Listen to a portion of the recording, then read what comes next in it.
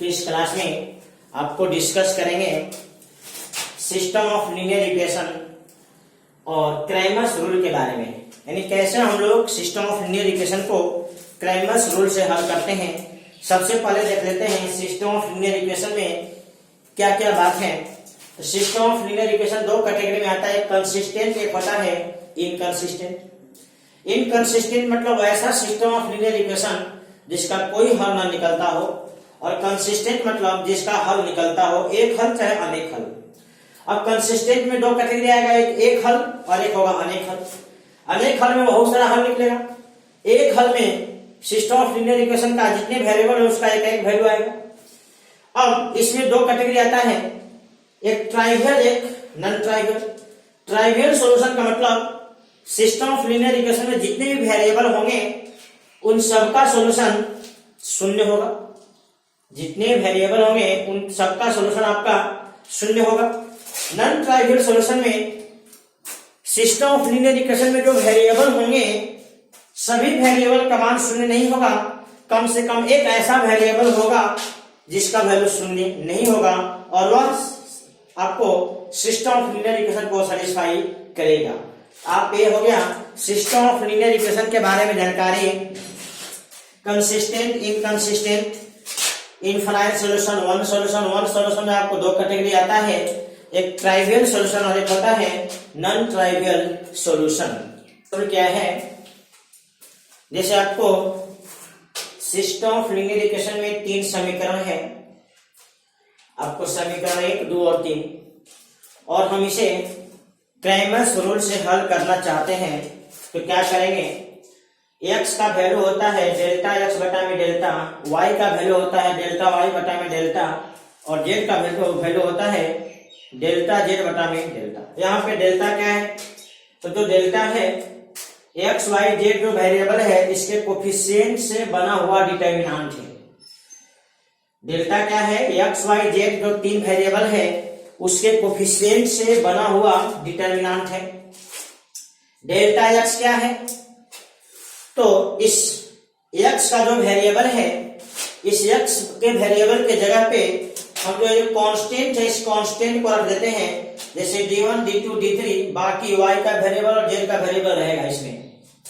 Same उसी तरह से डेल्टा y क्या है, तो ये y वाला वेरिएबल हटा करके जो कांस्टेंट है d1 d2 d3 उसके जगह पर रख देते हैं उस कॉलम में। सेम इसी प्रकार डेल्टा z क्या है, तो यहाँ पे जो z का वेरिएबल है c1 c2 c3 इसको हटा करके हम लोग कांस्टेंट को रख देते हैं। अब यहाँ पे ये जितना भी आपको चार डिटर्मिनेंट बना है सभी डिटर्मिनेंट का मान निकाल लीजिए, और मान निकाल करके अपना भागा दे दीजिएगा, x y z का मान आपका क्लियर हो। ध्यान दीजिए, if delta not zero and at least one of delta x delta y delta z not zero, then given system of linear equation is consistent and unique non-trivial solution। तो आपका consistent होगा और उसका एक हल होगा। Number 2, delta not zero and all three are zero, then the system of linear equation is consistent and trivial solution। Trivial solution का मतलब इसका सभी हल शून्य होगा और एक ही हल होगा। ठीक। नंबर 3, अगर सब जीरो हो, delta delta x delta y delta z सब जीरो हो, then system of linear equation is consistent and infinite solution. लेकिन इसमें भी एक बात है, इसमें भी आपका एक बात है, क्या नोट यहाँ पर लिख लीजिए। आपको जैसे सिस्टम ऑफ लीनियर इक्वेशन लिखा गया है at least 2 of d1 d2 d3 are not equal, मतलब इनमें से सब इक्वल ना हो, कोई भी दो वैल्यू डिफरेंट हो, और delta delta x delta y delta ये सब जीरो हो, but this equation represent parallel plane. ये तीनों जो है पैरेलल प्लेन होगा और कॉन्साइड नहीं करेगा। जब कॉन्साइड नहीं करेगा तो इसका कोई हल नहीं होगा, और इस सिस्टम को हम लोग कहेंगे इनकंसिस्टेंट। इस सिस्टम को कहेंगे हम लोग इनकंसिस्टेंट। तो यहां लिखा गया है सिस्टम इज इनकंसिस्टेंट, आप इसको नोट कर लीजिए। इस ये चौथा नोट पे ध्यान दीजिए। इफ डी बराबर 0 and at least one of delta x, delta y, delta z is not 0, then system is inconsistent and has no solution. इस कंडीशन में कोई हल नहीं होता है। आप लोग इसको नोट कर लीजिए। हम लोग कुछ एग्जाम्पल देख लेते हैं। जैसे एक सवाल हम लोग इसमें बना लें, 2x प्लस 3y बराबर 13, 3x प्लस 2y बराबर 12। ये आपका एक सवाल है। इस सवाल को हम लोग हल करते हैं। तो सबसे पहले हम बना लेते हैं डेल्टा। डेल्टा में क्या करना है, एक्स और वाई दो वेरिएबल इसमें है। इन दोनों वेरिएबल के कोफिशिएंट से आप डिटरमिनेंट बना लीजिए। ये डिटरमिनेंट का वैल्यू भी निकाल लीजिए। तो 4 माइनस 9 माइनस 5। अब डेल्टा एक्स, तो डेल्टा एक्स कैसे बनेगा, जो कांस्टेंट है इस एक्स के वेरिएबल के जगह पे डाल दीजिए। तो 13, 12, 3 और 2, तो 13 दूना 26 माइनस 12 3 36 माइनस में 10। सेम इसी तरह से डेल्टा वाई निकाल लीजिए। तो डेल्टा वाई आपका निकलेगा, ये जो वाई का कोफिशिएंट है इसको हटा करके कांस्टेंट को रख दीजिए। तो यहाँ तो हो जाएगा 13, 12 और इधर 2, 3। कैलकुलेट थोड़ा करते हैं तो हो जाएगा 24 माइनस 39 यानी माइनस 15।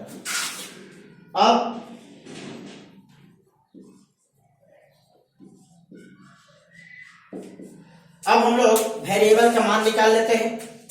तो x का मान है डेल्टा x बटा में डेल्टा, सब मान आपको निकाला गया है। तो माइनस 10 बटा में माइनस 5, यानी आपको यहां से रिजल्ट आ गया x बराबर 2। सेम इसी तरह से y के लिए आपको फॉर्मूला लिखा गया डेल्टा y बटा में डेल्टा, तो माइनस 15 बटा में माइनस 5, तो यहां से y का वैल्यू आ गया 3।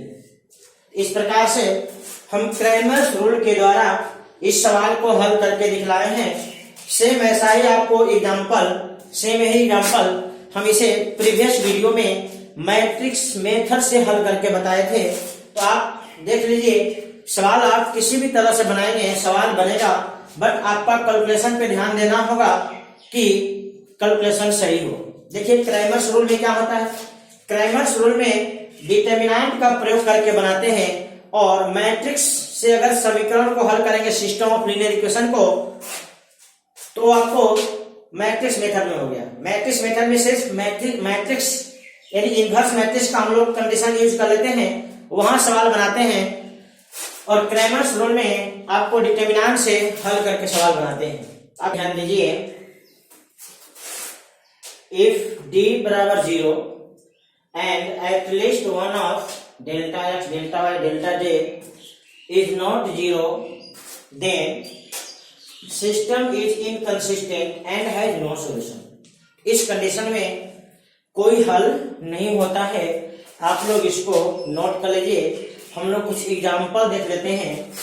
जैसे एक सवाल हम लोग इसमें बना लें, 2x प्लस 3y बराबर 13, 3x प्लस 2y बराबर 12। ये आपका एक सवाल है। इस सवाल को हम लोग हल करते हैं। तो सबसे पहले हम बना लेते हैं डेल्टा। डेल्टा में क्या करना है, एक्स और वाई दो वेरिएबल इसमें है। इन दोनों वेरिएबल के कोफिशिएंट से आप डिटरमिनेंट बना लीजिए। ये डिटरमिनेंट का वैल्यू भी निकाल लीजिए। तो 4 माइनस 9 माइनस 5। अब डेल्टा एक्स, तो डेल्टा एक्स कैसे बनेगा, जो कांस्टेंट है इस एक्स के वेरिएबल के जगह पे डाल दीजिए। तो 13, 12, 3 और 2, तो 13 दूना 26, माइनस 12 3 36, माइनस में 10। सेम इसी तरह से डेल्टा वाई निकाल लीजिए, तो डेल्टा वाई आपका निकलेगा, ये जो वाई का कोफिशिएंट है इसको हटा करके कांस्टेंट को रख दीजिए, तो यहाँ तो हो जाएगा 13, 12 और इधर 2, 3, कैलकुलेट थोड़ा करते हैं तो हो जाएगा 24 माइनस 39 यानी माइनस 15।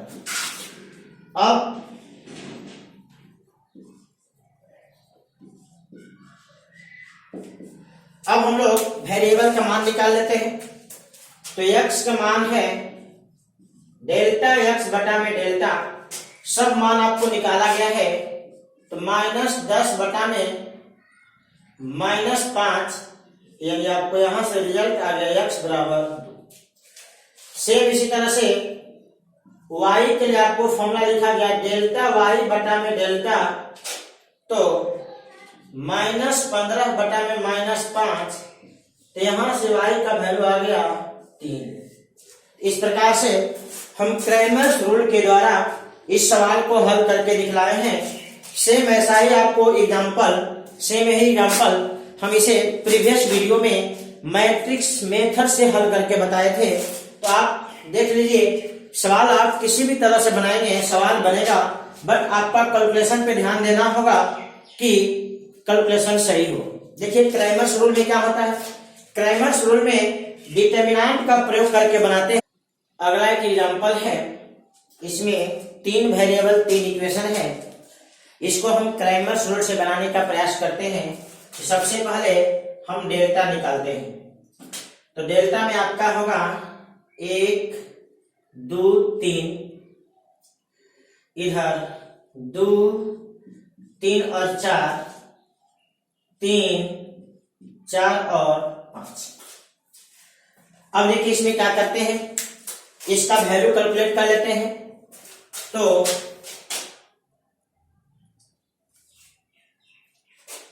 हम यहाँ पे थोड़ा प्रॉपर्टी अप्लाई करते हैं, C2 के जगह पे C2 minus C1 and C3 के जगह पे C3 माइनस C1, तो क्या होगा डेल्टा,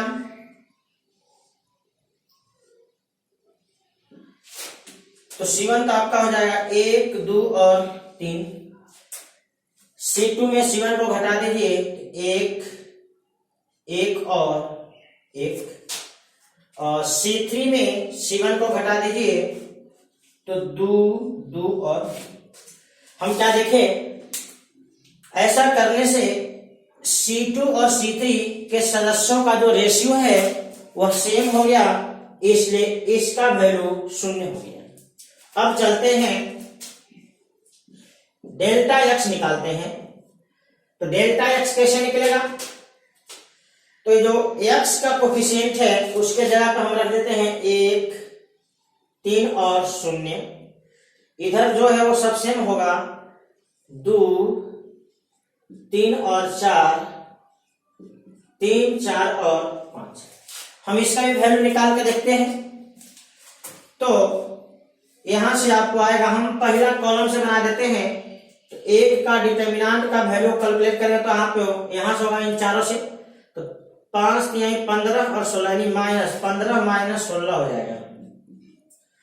फिर -3 का डिटरमिनेंट का वैल्यू क्या होगा, तो आपको ये हट जाएगा, तो 10 माइनस 12, और इस 0 का डिटरमिनेंट कैलकुलेट करने का जरूरत नहीं है, तो छोड़ देते हैं उसको। ये हो गया -1, ये हो गया -2 और माइनस प्लस हो जाएगा 6, यानी रिजल्ट आ गया 5। हमें क्या मिला, डेल्टा x 5 मिला। तो आपको नोट नंबर हम सबसे अंत में लिखवाए हैं कि जब डेल्टा 0 हो और delta x, delta y, delta z में कोई भी एक नॉन जीरो हो, देखिए एक नॉन जीरो हो गया, बाकी अगर 0 हो भी जाता है, अगर मान लो हम डेल्टा y निकालते 0 हो गया, चाहे 0 ना हो, ठीक, अगर ये 0 ना हो और इधर का 0 हो गया और डेल्टा x डेल्टा y में से कोई भी एक 0 ना हो, तो आपको कंसिस्टेंट नहीं होता है, इनकंसिस्टेंट सिस्टम होता है और इसका कोई हल नहीं होता है। अगर आपको डेल्टा एक्स और डेल्टा वाई सब जीरो हो जाता तो एक बात बनता कंसिस्टेंट का, और उसमें हम लोग देखते D1 D2 D3 अगर सब इक्वल होता तो आपको वहां पे मेनी सॉल्यूशन होता। और D1 D2 D3 आपको नोट नंबर 3 में लिखवाए हैं, आप उसको एक बार ध्यान दीजिएगा इसी वीडियो में। अगर D1 D2 D3 अगर ये तीनों इक्वल ना हो और delta delta x delta y delta z सब जीरो हो, उस कंडीशन में आपको होता है कंसिस्टेंट इनकंसिस्टेंट, और उसमें कोई हल नहीं मिलता है क्योंकि आपको पैरेलल प्लेन का कंडीशन हो जाता है। आप नोट नंबर 3 को ध्यान दीजिएगा, यहाँ पे लग रहा है नोट नंबर 4। ऐसे आपको हम डेल्टा वाई कैलकुलेट करके दिखला दे रहे हैं कि क्या होगा। तो डेल्टा वाई यदि आप कैलकुलेट करेंगे तो 1 2 और 3, 1 3 और 0, ये हो गया 3 4 और 5। अब थोड़ा कैलकुलेट करके देख लीजिए, दूसरा कॉलम से कर देते हैं कैलकुलेशन। तो 1 ये हट जाएगा तो 10 माइनस 12, और यहाँ माइनस इन होगा, इसके लिए प्लस इन हो जाएगा। और 3 के लिए 5 माइनस 6, थोड़ा कैलकुलेट करके देखिए, -2 और -1 +2, और हो गया -1 और +3 -3 यानी -1, मतलब ये दोनों जीरो नहीं हुआ। अगर एक जीरो भी हो जाता तो भी कोई बात नहीं था, ये सिस्टम क्या हो गया इनकंसिस्टेंट। तो लिख लीजिए यहाँ पे, so system is inconsistent and no solution. Inconsistent का मतलब ये होता है नो सॉल्यूशन, यानी यह जो सिस्टम है असंगत हो गया, यह जो सिस्टम है असंगत हो गया और उसका कोई हल नहीं होगा। आप लोग इस बात को नोट कर लीजिए इस तरह से। और 2 वेरिएबल और 3 इक्वेशन दिए गए हैं, आपका शर्त है, आपको बताना है कि बताइए किसमें लैम्डा जो अननोन क्वांटिटी है इसका क्या मान बैठा दिया जाए, इस सिस्टम ऑफ लीनियर इक्वेशन जो है इस कंसिस्टेंट हो जाए, मतलब इसका एक हल निकल जाए। तो यहाँ पे 2 वेरिएबल 3 इक्वेशन है, मतलब ये आपको लाइन ऑफ कंकरेंसी का, मतलब 3 लाइन एक ही पॉइंट पे कॉन्साइड करता है, उसी को हम लोग बोलते हैं concurrent point, concurrency of line. इसमें आप 2 तरीके से बना सकते हैं। आप पहले वाले 2 से x और y का मान निकाल लीजिए और उस x y का मान यहां बैठा दीजिए, लैम्डा में एक समीकरण बनेगा, लैम्डा यहां से मिल जाएगा। दूसरा चीज, जब 3 लाइन और 2 वेरिएबल हो और इसको कंसिस्टेंट बनाना हो, इससे एक डिटरमिनेंट बना दीजिए, क्योंकि जब उसको कंडीशन में हल करो तो वही डिटरमिनेंट का ही कंडीशन आएगा। तो जब इसका कोफिशिएंट से लेकर के हम लोग डिटरमिनेंट बनाएंगे, उस डिटरमिनेंट का वैल्यू 0 हो जाएगा तो आपका कंसिस्टेंट हो जाएगा। तो क्या करते हैं, यहां से डेल्टा बनाते हैं, 1 लैम्डा 1 लैम्डा 1 1 1 1 और लैम्डा, इसके वैल्यू को 0 कर देते हैं फॉर कंसिस्टेंट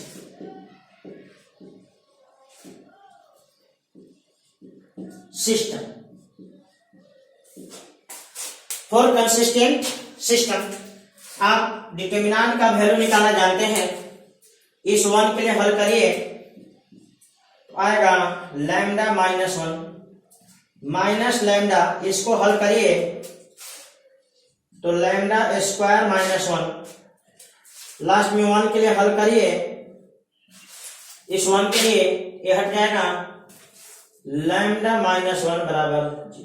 थोड़ा हल कर लीजिए इसको तो हो गया इसका है, तो लैम्डा -1 इसमें कॉमन ले लीजिए तो बचेगा 1, यहां बचेगा लैम्डा और लैम्डा +1, तो लैम्डा का गुणा कर दीजिए तो लैम्डा स्क्वायर -1 और लैम्डा और फिर +1 बराबर में।